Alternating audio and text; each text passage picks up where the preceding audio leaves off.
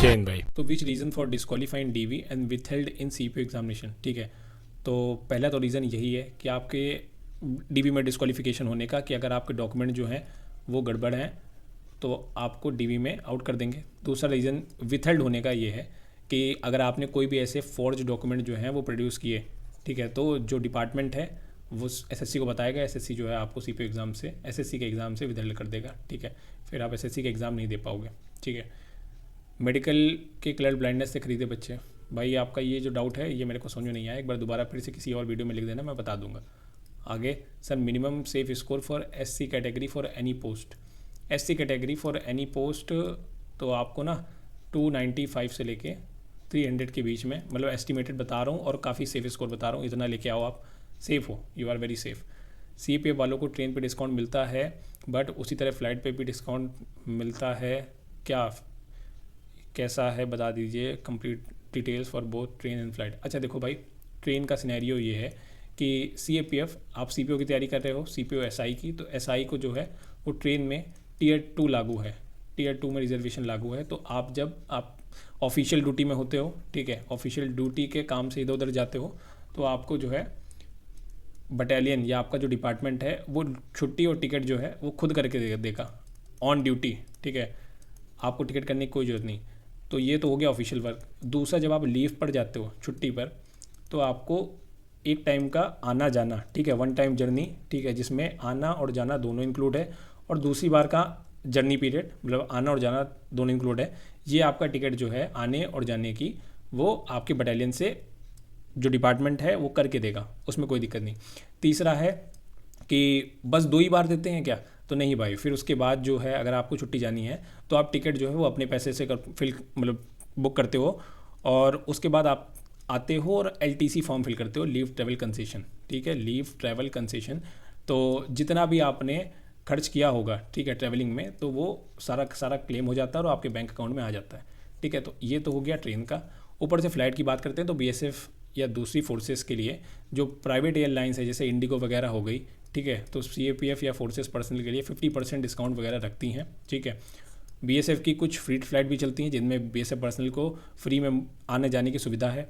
ठीक है, इसके अलावा जो गवर्नमेंट है, पहले तो एसआई के लिए लागू नहीं था, लेकिन अब एसआई के लिए लागू है कि अगर उसकी डिस्टेंस घर से और ड्यूटी की लोकेशन काफ़ी ज़्यादा है तो उसको जो है पहले चेक करेंगे, डिस्टेंस अगर ज़्यादा है, ठीक है, तो उसको इकोनॉमी क्लास जो है उसकी टिकट प्लेन में करके देंगे। आई होप आपको ये चीज़ समझ में आई होगी, डिटेल में बता दिया मैंने। आगे बात करते हैं। सर भैया, सीपीओ एसआई पोस्टिंग के बाद यूट्यूब की video and social media use कर सकते हैं, मैंने सुना नहीं। अच्छा देखो भाई, इसके लिए रिगार्डिंग कुछ रूल्स हैं कि आप जो है वो ड्रेस में फ़ोटोज़ वगैरह नहीं डाल सकते। दूसरा, आप अपने वेपन्स की फ़ोटो नहीं डाल सकते। तीसरा, आप जिस जॉब में जॉब लोकेशन जो है वो आपकी, वो आप शेयर नहीं कर सकते। और उसके अलावा कुछ ऐसा सेंसिटिव या कॉन्फिडेंशियल डेटा जहाँ पर आप पोस्टेड हो या जिस फोर्स पर आप पोस्टेड हो उसके रिगार्डिंग आप शेयर नहीं कर सकते। ये कुछ चीज़ें हैं, और आप जो है वो थोड़ी सी प्राइवेसी मेंटेन करके चलें, अपनी इतनी ज़्यादा जो पब्लिसिटी नहीं करें। तो ये कुछ चीज़ें हैं जिनको आप लेके चलोगे तो फोर्स वाले आपको पहचान भी नहीं पाएंगे, और ये इतना अलाउ है। ठीक है, तो I am following the same. मुझे फुट टोज़ में बाय यूनियन है, मेडिकल में प्रॉब्लम आएगी क्या? बिल्कुल भाई प्रॉब्लम आएगी। अगर ये कंडीशन बिल्कुल माइल्ड है तो एक्सेप्टेबल है, बिल्कुल माइल्ड आपको ही पता है, हल्की सी, ठीक है। लेकिन अगर मॉडरेट है या सीवियर है तो फिर ये परमानेंट रिजेक्शन का पॉइंट है।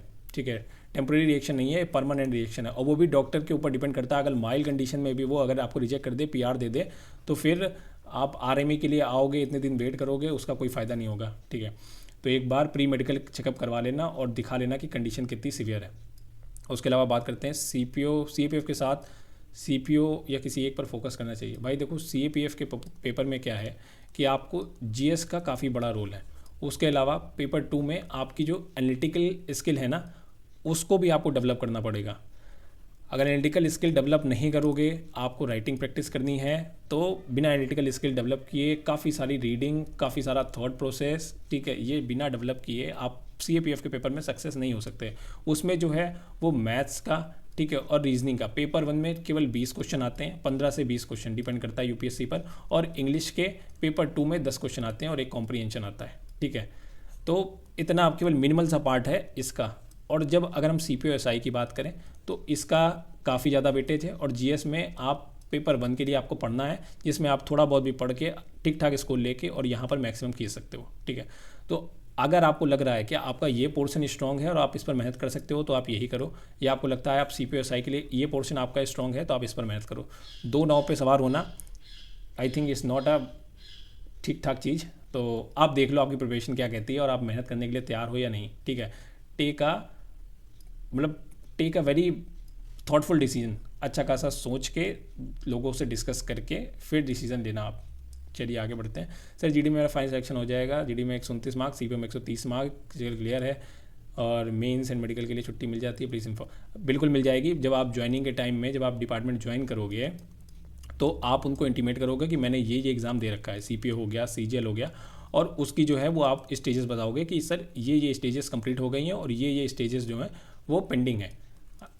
जब आप उनको ये बता दोगे तो उसके बाद वो आपको तीसरी NOC प्रोवाइड करेंगे, नो ऑब्जेक्शन सर्टिफिकेट, जो कि IG या ADG लेवल के ऑफिसर के द्वारा अप्रूव होकर आपको मिलती है। तो जब आप छुट्टी, जब इन स्टेजेस का एग्ज़ाम लगा होगा तब आप छुट्टी के लिए अप्लाई करोगे, लीव के लिए, और फिर आपको लीव जो है on the basis of your NOC 100% मिल जाएगी। वैसे जो CPO-SI से थ्रू सिलेक्टेड होते हैं SI ना, उनको CAPF AC के लिए आराम से छुट्टी मिल जाती है, ठीक है। और जो SSC GD के थ्रू सिलेक्ट होते हैं तो उनको CPO-SI के लिए आराम से छुट्टी मिल जाती है।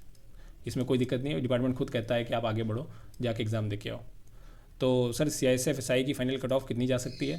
तो भाई CISF SI की फ़ाइनल कट ऑफ जो है वो आप मान के चलो कि 320 से लेके 325 या प्लस माइनस 3 कर लेना, ठीक है। एस्टिमेटेड बता रहा हूँ, ठीक है। मैं SSC में वर्क तो करता नहीं और अभी इस समय ये एस्टिमेशन देना भी बेवकूफ़ी है, लेकिन हाँ प्रीवियस ईयर के कुछ ट्रेंड देखते हुए और इस बार की वैकेंसीज़ को देखते हुए ये थोड़ा सा एस्टिमेट लगाया जा सकता है। अभी बताना क्यों इम्पॉसिबल है, क्योंकि अभी पता नहीं चला है कि फिजिकल में कितने कैंडिडेट पास हुए हैं या कितने आउट हुए हैं। उसके बाद Tier 2 भी नहीं हुआ है, और मेडिकल में और डॉक्यूमेंट वेरिफिकेशन में कितने बंदे रिजेक्ट हुए हैं, अभी इसका कोई भी डेटा नहीं है, ठीक है। जब इसका डेटा है नहीं तो कौन कट ऑफ प्रिडिक्ट कर देगा, किस बेसिस पर कट ऑफ प्रिडिक्ट करेगा। बट हाँ, अगर आप इतना से ले आते हो स्कोर तो ठीक है, आप UR कैटेगरी से हो तो देन यू कैन फील कि मैं CSF के लिए एक बार तो लड़ सकता हूँ। BSF SI डेजर्ट में 6 घंटे खड़े रहते हैं या टाइम टू टाइम पेट्रोलिंग करना होता है।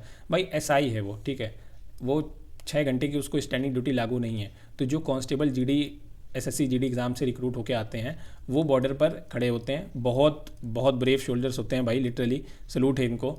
और भाई उस्ताद होते हैं हमारे ये, ठीक है। तो इनकी बात सराखों पर, तो ये ऐसे खड़े होते हैं और आप जो होते हो वो आपका ये कैंप है, ठीक है। कैंप से निकलते हो, ठीक है, पेट्रोलिंग करने के लिए। अब आप डेजर्ट की बात कर रहे हो तो डेजर्ट में जो पेट्रोलिंग होती है वो कैमल पेट्रोलिंग होती है, जिसको माउंटेड पेट्रोल बोलते हैं। तो कैमल से निकलते हो, माउंटेड पेट्रोलिंग करते हुए सबको चेक करते हो कि हाँ भाई ड्यूटी अलर्ट तरीके से कर रहा है कि नहीं। और ये अपने मोर्चे में खड़े होते हैं, ये नहीं धूप में खड़े हुए हैं, ठीक है। तो पेट्रोलिंग करते करते फिर वापस अपने कैंप में आ जाते हो, फिर रेस्ट करते हो। तो यही है पेट्रोलिंग, ठीक है। और आपने चेक कर लिया कि सारे जो हैं मेरे ट्रूप्स जो हैं वो एक्टिव एंड अलर्ट हैं, कोई ऐसी अनटुवर्ड कोई भी सिचुएशन नहीं हुई है। इसके अलावा बात करते हैं, sir I have 2 queries, do SI in CAPF get age relaxation for UPSC CAPF SC examination. बिल्कुल भाई, SI in CAPF get age relaxation for UPSC CAPF examination. आपकी जब 1 साल की ट्रेनिंग और 3 साल की सर्विस हो जाती है तो आपको CCS का एज रिलैक्सेशन मिल जाता है, ठीक है। CCS का रिजर्वेशन, सेंट्रल सिविलियन सर्विसेज। इसके लिए अगर आपकी एज 25 साल है तो आपको 5 साल तक की एज रिलैक्सेशन मिल जाता है, तो आप 30 साल तक जो है वो CAPF AC एग्जामिनेशन दे सकते हो, डायरेक्ट एंट्री वाला, जो कि UPSC करवाता है। उसके अलावा अगर आप OBC कैटेगरी से हो तो आपकी 25 साल वो प्लस 3 साल OBC NCL का रिजर्वेशन और 5 साल इसका रिजर्वेशन, तो आप 33 ईयर तक CAPF UPSC ACD दे सकते हो। इसके अलावा अगर आप SC कैटेगरी से हो या ST से तो आपको 25 साल प्लस आपका 5 साल का SC ST रिजर्वेशन प्लस 5 साल का CCS का रिजर्वेशन, तो आप 35 ईयर्स तक देख सकते हो, ठीक है। आई होप ये आपको चीज़ समझ में आई होगी। ये है SC ST के लिए। EWS के लिए तो भाई जनरल वाला ही क्राइटेरिया है। EWS ये मत सोचे कि मेरा तो बताया ही नहीं। आगे बात करते हैं, सर BSF कांस्टेबल मिनिस्ट्रियल का फिजिकल किस मंथ होगा, और प्लीज़ रिप्लाई सर इस ईयर होगा या नेक्स्ट ईयर होगा, प्लीज़ रिप्लाई। तो भाई BSF कांस्टेबल का मिनिस्ट्रियल BSF SCM का दिसंबर में बता रहे थे होने के लिए, तो दिसंबर में इसके चांसेस हैं। आप अपनी तैयारी दिसंबर के अकॉर्डिंग करें। अगर डेट मैं एक बार फिर से कंफर्म कर लूँगा, डेट कुछ चेंज वगैरह होगी तो आपको बता दूंगा, डोंट वरी। आगे फाइनल कट ऑफ कितनी जा सकती है और मेंस में कितना टारगेट करें। भाई फाइनल कट ऑफ तो अभी बताना मुश्किल है, मैं बताया था अभी ऊपर, कोई डेटा अभी 3 मेजर स्टेजेस का डेटा नहीं है, तो उस डेटा के अकॉर्डिंग ही बताया जा सकता है कि फाइनल कट ऑफ कितनी जा सकती है। उसके अलावा मेंस में कितना टारगेट करें, मैक्सिमम टारगेट करें मेंस में, आपकी जितनी कैपेसिटी है 180, 190, 200, ठीक है, इतना ही टारगेट करें। जब इतना टारगेट करेंगे तो आपके थोड़े से या इससे ज़्यादा या इतने ही नंबर आएंगे और आपके पास काफ़ी सारा ऑप्शन होगा चूज़ करने के लिए कि कौन सी फोर्स मेरे लिए बेस्ट है, मेरी पर्सनैलिटी से मैच करती है। तो आई होप आपको चीज़ समझ में आई होगी। आगे बात करते हैं, डाउट लेते हैं कि OBC minimum number for a post in CPO. अच्छा, ओबीसी के लिए तो भाई 305 तक की ले आओ, ठीक है, तो आप सीआरपीएफ के लिए जा सकते हो या मिनिमम जो भी पोस्ट मिलेगी, ठीक है। तो ओबीसी 305 मैं कह रहा हूँ बहुत सेफ स्कोर है इस बार को देखते हुए, एस्टिमेटेड बता रहा हूँ। किसी के नॉकनीज बहुत ज़्यादा हैं तो क्या 2-3 महीने मंथ्स जब तक मेडिकल पर, ठीक भाई 2-3 महीने में बॉडी स्ट्रक्चर है, बोन ऑलरेडी फॉर्म हो चुकी हैं, अपना शेप ले चुकी हैं, तो उनको 2-3 महीने में फिर से रीफॉर्म करना, दूसरा शेप देना 2-3 महीने में, साल 1.5 साल में तो हो जाता है, पर 2-3 महीने में तो बड़ा मुश्किल है। जब आपको पता था कि आप सीपीओ की तैयारी करने जा रहे हैं और मेरा टियर 1 क्लियर हो जाएगा, फिजिकल क्लियर हो जाएगा, तो पहले से ही इसकी कोशिश करते हैं। तो अभी कुछ ऐसी यूट्यूब में वीडियो सर्च करो, मुझे पता है लेकिन अभी बताऊंगा तो वीडियो काफ़ी लंबी हो जाएगी, ठीक है। तो कुछ वीडियो सर्च करो, एक्सरसाइज करो, कुछ ना कुछ it will make a difference. Defence journey 184 brother, मुझे भी नॉक नीज है, मैं फिर टेंशन में हूँ। भाई नॉक नीज है, टेंशन में तो पहले से करना चाहिए कुछ क्योर। आपको पता है आप डिफेंस में जाने वाले हो, तो जाहिर सी बात है ये परमानेंट मेडिकल का परमानेंट रिजेक्शन का पॉइंट है पीआर का, इसमें तो आर्मी लेना भी बेवकूफ़ी होगी। Make a video on CISF UPSC LDC examination. Okay I will, ठीक है, बना दूंगा वीडियो, टाइम मिलेगा बिल्कुल बनाऊंगा, ठीक है। धीरे धीरे सारी वीडियो आपने जो बोली हैं वो मैं बना ही रहा हूँ, ठीक है, और भी बना दूंगा। सर ज्वाइनिंग का कितने दिन बाद होम पोस्टिंग मिल जाती है और हम होम पोस्टिंग पर कितने दिन रह सकते हैं? भाई ज्वाइनिंग के कितने दिन बाद, रिसेंटली तो आपको मिलती नहीं, रिसेंटली बिल्कुल ज्वाइनिंग के बाद आपको हार्ड एरियाज़ में सर्व करना पड़ता है, फिर कहीं जाके आपको होम पोस्टिंग मिलती है, और होम पोस्टिंग जब मिल जाती है तो आपको 6 से 7 साल जो है वो आपको वहाँ पर रहना होता है। वो भी होम पोस्टिंग डिपेंड करता है कि आपका होम जो है जिस आप फोर्स में हो तो उस फोर्स का कोई हेडक्वार्टर वहाँ पर होना चाहिए, ठीक है, और होम पोस्ट तब जाके आपको उस हेडक्वार्टर में पोस्टिंग मिलेगी जहाँ आपका होम है, या उसके आसपास आपका होम किसी दूसरी जगह पर है और ये सबसे पास पड़ा है तो आपको उधर पोस्टिंग मिल जाएगी, ठीक है।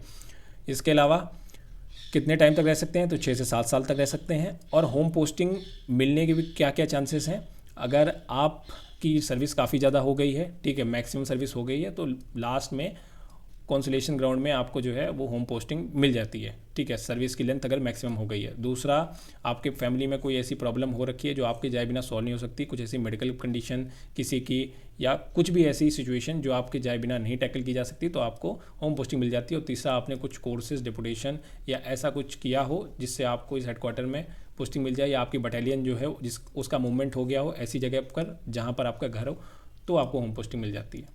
ये कुछ 4 सिनेरियो हैं, इसके अलावा कोई सिनेरियो नहीं है। सर 2024 में एएसआई है, एएसआई प्लीज़ कंफर्म कीजिए। सर भाई 2024 में जो है वो एसआई है, एएसआई नहीं है। एएसआई जो है वो कैडर प्रमोशन के थ्रू सीआईएसएफ में बनते हैं, ठीक है, कैडर प्रमोशन। जो अभी हेड कांस्टेबल होगा ना, तो वो अभी एएसआई बनने के सपने देख रहा होगा और उसका कैडर प्रमोशन होगा, कैडर करेगा और एएसआई का रैंक लेगा। एएसआई का जो डायरेक्ट रिक्रूटमेंट है वो बंद है, उसकी अभी वैकेंसी नहीं आ रही क्योंकि कैडर प्रमोशन रुका हुआ था सीआईएसएफ में, तो इसको अभी इन्होंने प्रायोरिटी दी है, तो अभी एएसआई का डायरेक्ट रिक्रूटमेंट जो है वो बंद कर रखा है, ऐसा ही है। आगे बात करते हैं, सीएपीएफ एसआई गर्ल्स के लिए होम पोस्टिंग वगैरह, ड्यूटी वगैरह क्या क्या रहता है, प्लीज़ सारे पॉइंट कवर कीजिए। अच्छा, इस वीडियो में तो ये पॉइंट कवर नहीं कर पाऊंगा क्योंकि काफ़ी ज़्यादा डिटेलिंग चाहिए होती है इसके लिए, बट गर्ल्स के लिए सीएपीएफ एसआई ठीक है, डिफेंस फोर्सेस है, गर्ल्स को काफ़ी सारे अदर बेनिफिट मिलते हैं, और थोड़ी गर्ल्स के लिए ना हर फोर्स में लीनियंसी ज़रूर होती है, बहुत ज़्यादा लीनियंसी होती है, छुट्टियाँ भी ठीक ठाक मिलती हैं। तो डिटेल एक अच्छा आपने आइडिया दिया, मैं डेफिनेटली गर्ल्स के रिगार्डिंग एक वीडियो लेके आ जाऊँगा।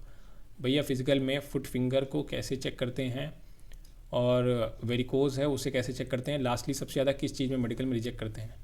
फुट फिंगर को कैसे चेक करते हैं, ठीक है, और वेरिकोज को कैसे चेक करते हैं?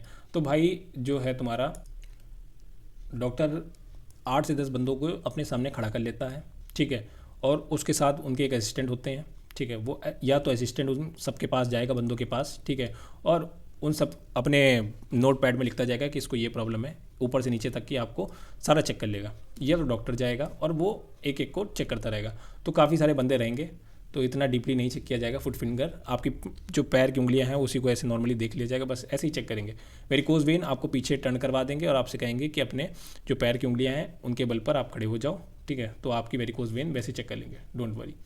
लास्टली सबसे ज़्यादा कोई ऐसा पॉइंट नहीं है कि किस में सबसे ज़्यादा निकालते हैं, ठीक है, अगर आप बिल्कुल ही फिट हो तो आपको क्यों निकालेगा कोई, तो ऐसा कुछ नहीं है।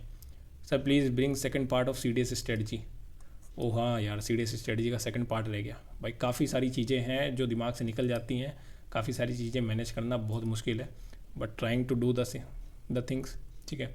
140 is my pre score and physical cleared my category SC, I have SC certificate not from central government format, this is my first SSC examination, crucial date and problem.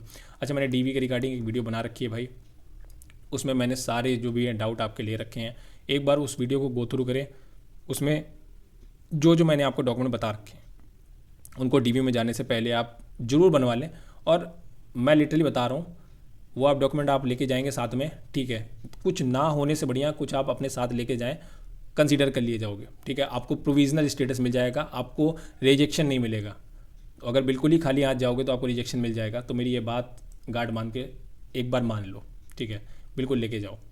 In CPO 2025 for DPSI raw score in pre. अच्छा, raw score in pre, अरे ऐसा कुछ नहीं है भाई DPSI के लिए। तो अगर if you want to go for DPSI ना, तो 160 अबव, ठीक है, तो is a good score for getting DPSI, because आप इससे भी ज़्यादा ले आओ तो कोई दिक्कत नहीं है, और इससे थोड़ा कम लेके आओगे फिर आपको मेंस में जो है वो थोड़ा सा ज़्यादा प्रेशर फील करना पड़ेगा, फिर ये रहेगा माइंड में कि अब 180 190 लाने हैं, ठीक है, तो काफ़ी ज़्यादा प्रेशर फील करना पड़ेगा। तो पहले ही प्री में अच्छा खासा लेके चलो, तो मैक्सिमम लेके चलो या 160 प्लस लेके चलो। CPO 2025 I have tried 9 to 10 PYQ Tier 1 where my average score is A and 3-4 PYQ Tier 2 where my average score is also the same, तो what should be my strategy to score higher। मैंने video बना रखी है भाई Tier 1 के लिए जो तैयारी कर रहे हैं, ठीक है, उसके अलावा Tier 2 के लिए भी जो तैयारी कर रहे हैं, इसके अलावा मैंने ग्रुप भी फॉर्म कर दिया है टेलीग्राम का, जिसमें मैं डेली टारगेट दूंगा, ठीक है। अब ये मत कहना कुछ लोग इसको सीरियसली लेंगे और कुछ लोग सीरियसली नहीं लेंगे। जो मैं बता देता हूँ, माइंडसेट मनी माइंडसेट होता है, अगर वही चीज़ आप पैसे दे के, ठीक है, आपने guidance paid guidance batch join किया होता तो डेफिनेटली बंदा अगर गलत भी बोलते तब भी आप फॉलो करते, और फ्री में जो चीज़ मिलती है उसकी कदर नहीं होती। बट मेरे के पास पैसे वैसे ठीक ठाक है, तो मुझे पैसे वैसे नहीं चाहिए आपसे, ठीक है, अर्निंग ठीक ठाक हो रही है, तो अगर जो बोल रहा हूँ उसको डिलीजेंटली फॉलो करो। CPO 2025 में आपका स्कोर बढ़ेगा। बाकी आप अपने वीक एरियाज़ जो है ना, कोई भी मॉक दो तो उसमें वीक एरियाज़ वीक टॉपिक्स जो हैं वो अपनी डायरी में नोट डाउन करो, ठीक है। उसके अलावा जो है, अगर आपको किसी क्वेश्चन में टाइम ज़्यादा लग रहा है, ठीक है, या आपको ऑन एवरेज से ज़्यादा टाइम लग गया है, तो वो भी टॉपिक आप नोट करो, फिर उस टॉपिक के कम से कम 100 से 150 क्वेश्चन प्रैक्टिस करो, ठीक है, वीक एरियाज़ में वर्क करो, बिल्कुल स्कोर बढ़ेगा। How to join CRPF K9 unit, अच्छा ये मैंने शायद बता दिया था।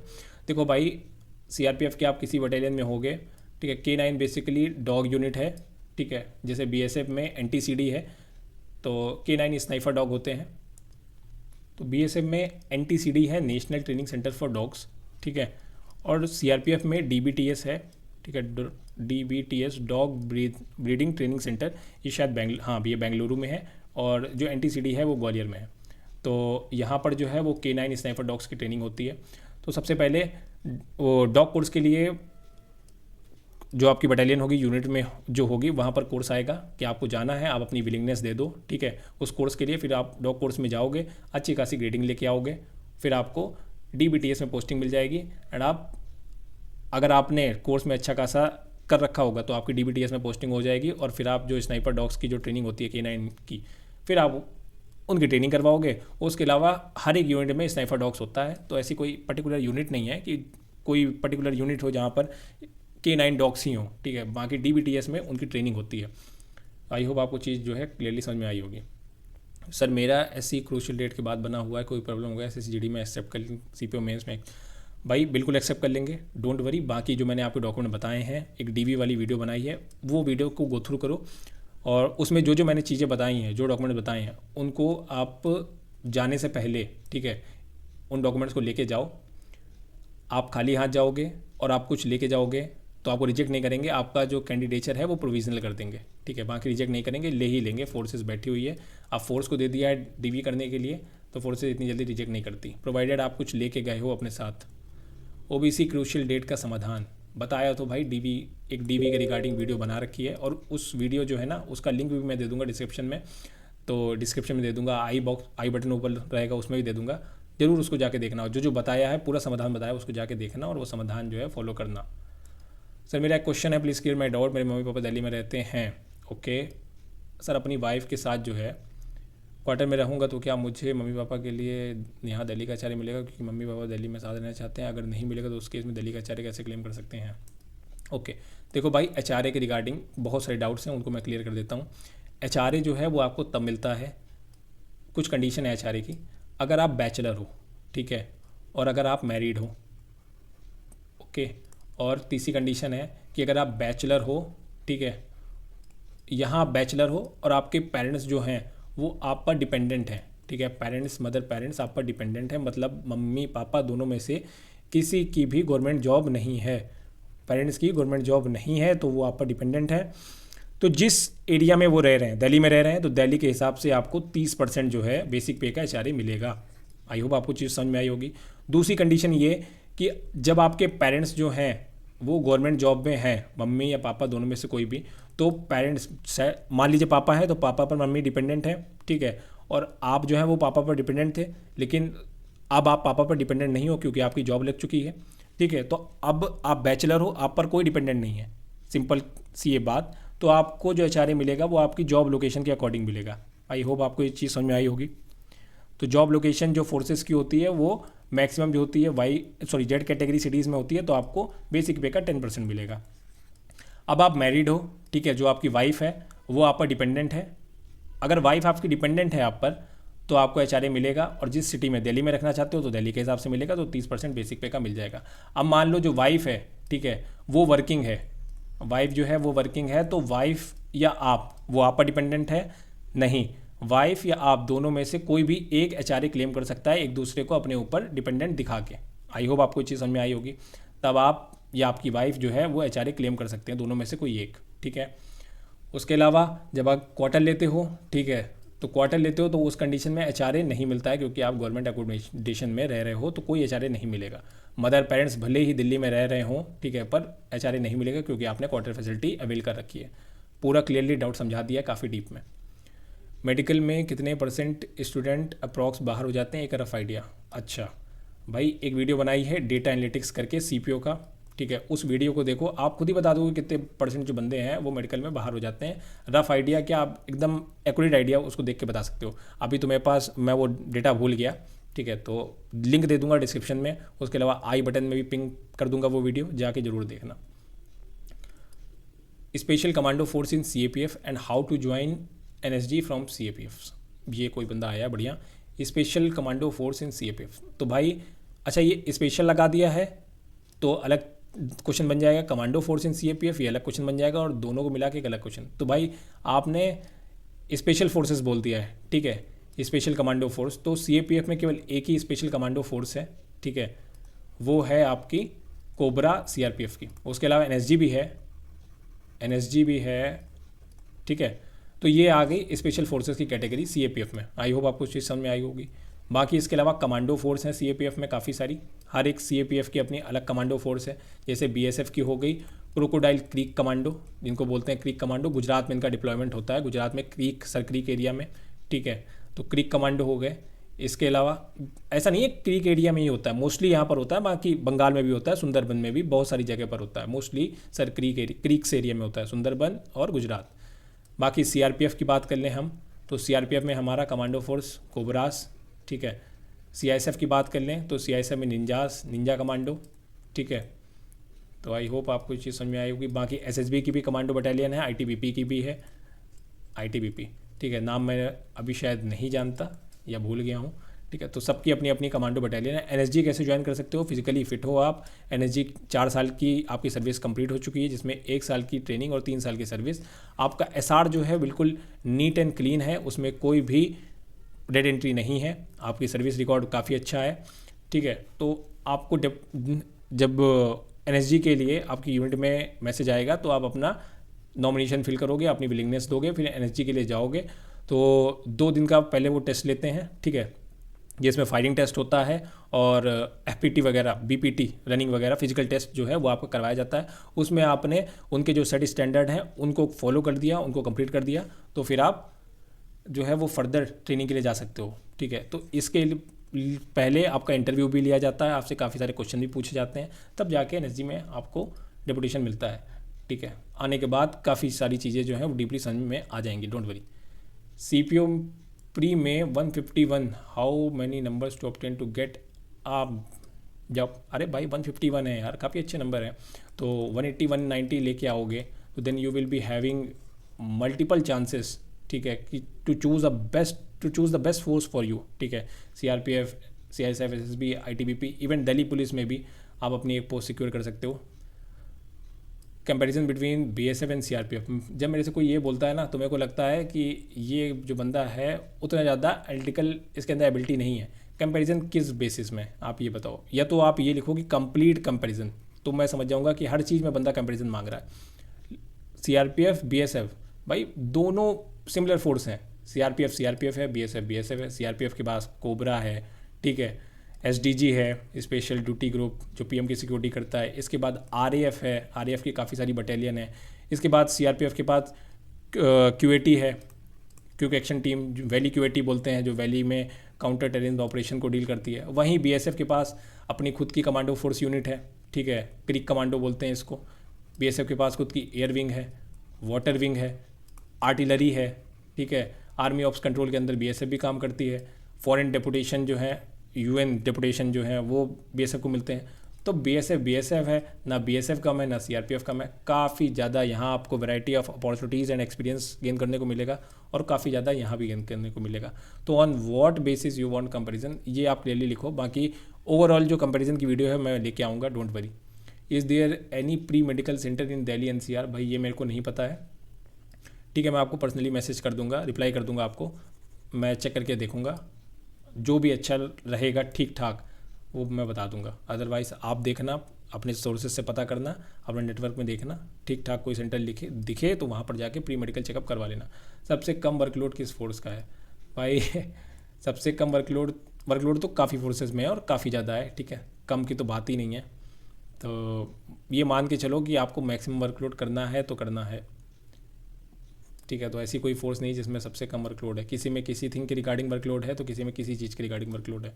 वर्कलोड सब में है भाई, कम ज़्यादा की तो बात ही नहीं है। सीपीओ 2025 कब आएगी एंड एक्सपेक्टेड वैकेंसी, कितनी वैकेंसी एक्सपेक्टेड है? 2025 जो है वो एस्टिमेटेड, अभी कैलेंडर आएगा, ठीक है, तो चीज़ें क्लियर हो जाएंगी। वैसे मार्च के समवेयर जो है वो नोटिफिकेशन आने के चांसेस हैं, ठीक है। तो चीज़ें अपनी रेडी रखें, और उसके 2 से 3 महीने में प्री का एग्ज़ाम हो जाता है। एक वीडियो बना रखी है जिसमें ये चीज़ें कंपेयर कर रखी हैं, एक बार जाके वो वीडियो देखना। 160-150 की रेंज पर आ रहे हैं tier 2 mocks, how to increase.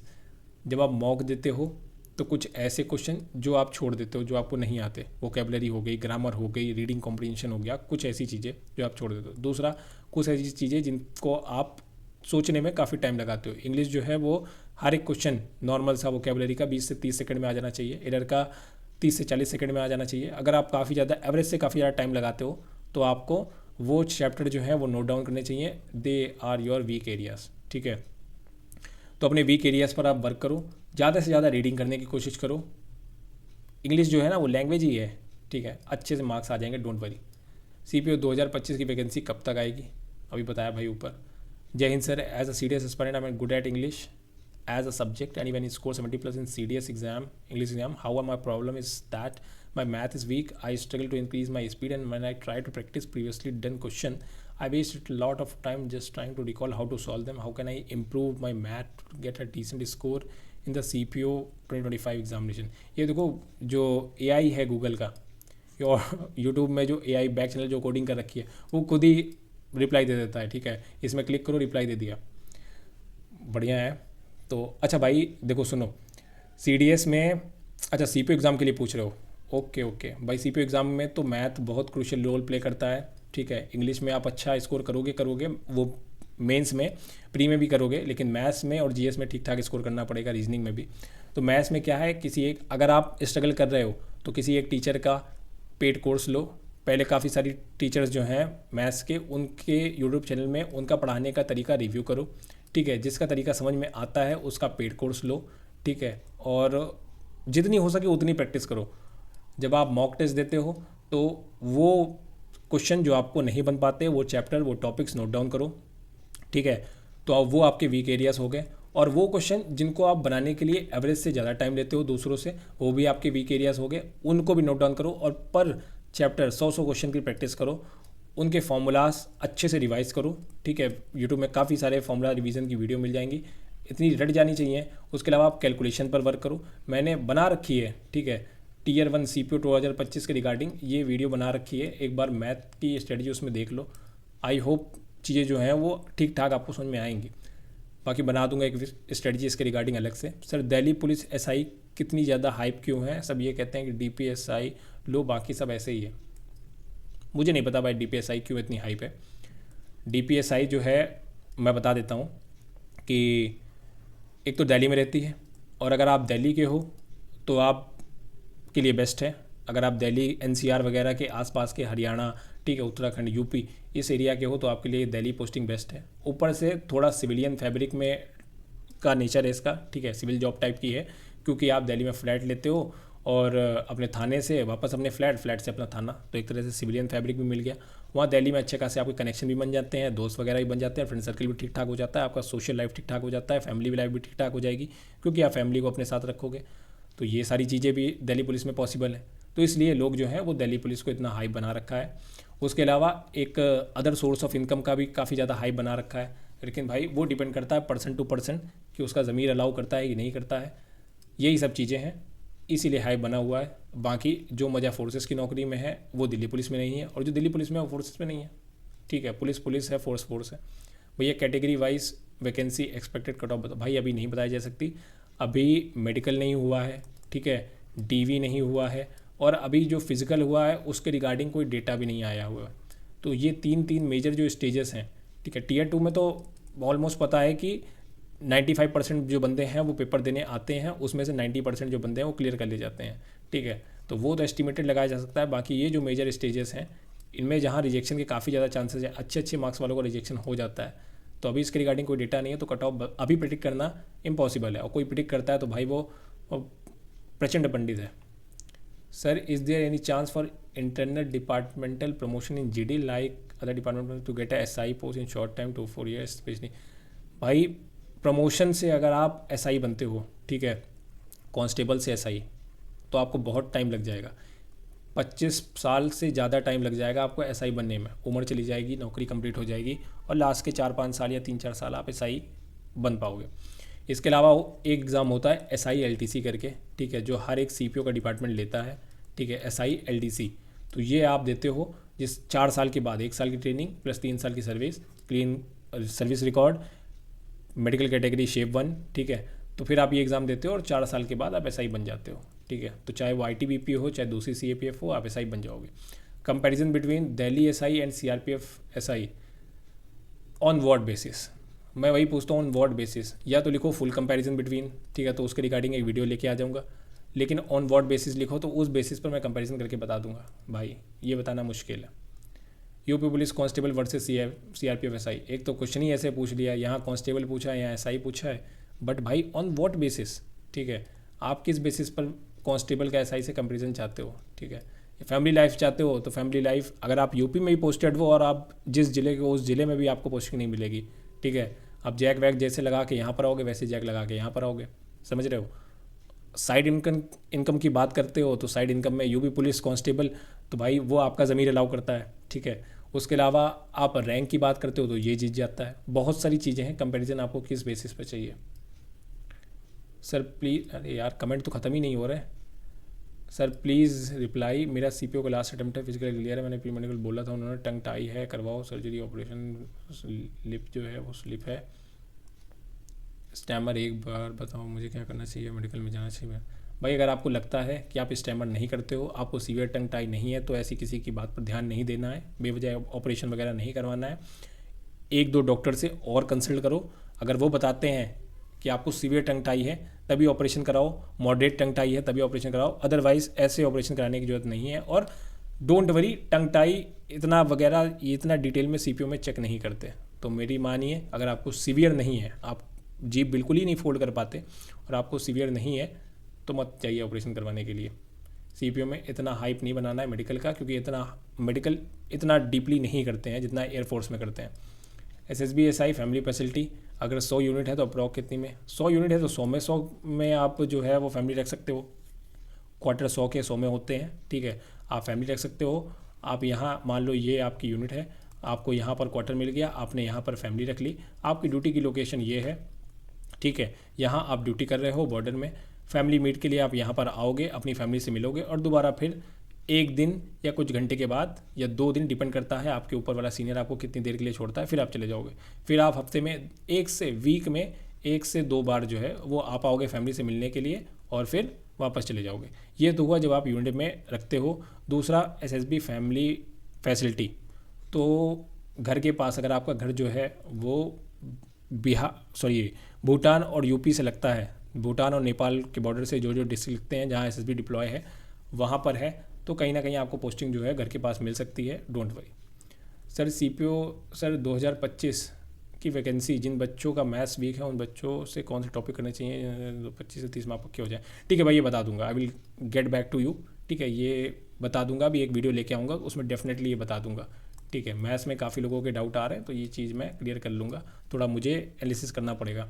Sir BSF head constable physical दिसंबर में होगा भाई, एंड जॉब प्रोफाइल एनआईए वाले दोस्त से बात करना पड़ेगा, फ़ोन नहीं उठा रहा था, ठीक है, तो अभी इससे बात करना पड़ेगा, बैठेंगे दारू वारू पियेंगे तब जाके बताएगा, अंदर की डिटेल चीज़ें बताएगा कि भाई ये होता है, तब जाके वो चीज़ें आपको बताऊंगा, तब आप भी कनेक्ट कर पाओगे।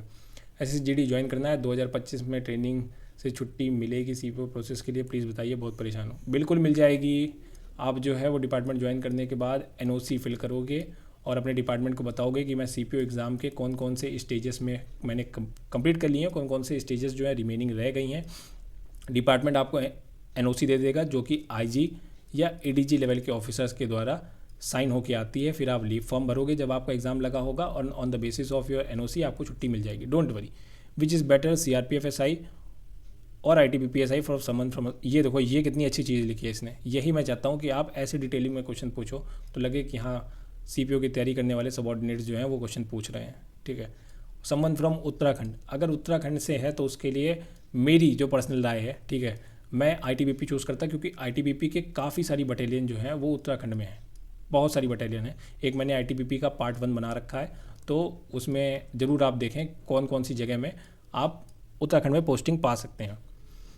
तो बाकी सीआरपीएफ एसआई की भी बटालियन है उत्तराखंड में, लेकिन सीआरपीएफ में आप इतने श्योर नहीं हो कि आपकी उत्तराखंड में पोस्टिंग हो ही जाएगी, लेकिन हाँ आईटीबीपी में हो तो आपके उत्तराखंड में होम पोस्टिंग मिल सकती है, I am very sure about it.